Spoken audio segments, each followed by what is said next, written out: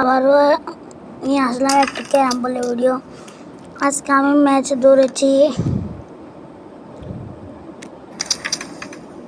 5 লাখের। তো দেখা যাক জিততে পারে নাকি অপোনেন্ট। ও বাজিরে আমি খেলতে পারলাম না। অপোনেন্ট আপনাদেরকে বললাম না 20,000 বা 20,000 ওর যতগুলো বেট আসে সবগুলোতেই অটো প্লেই আসে।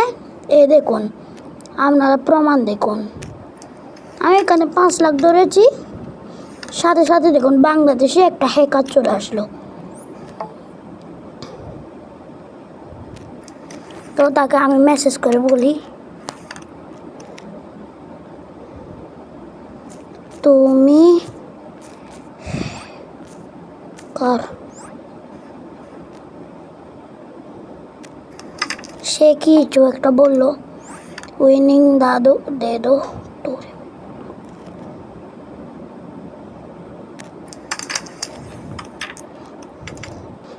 মিথ্যা কথা।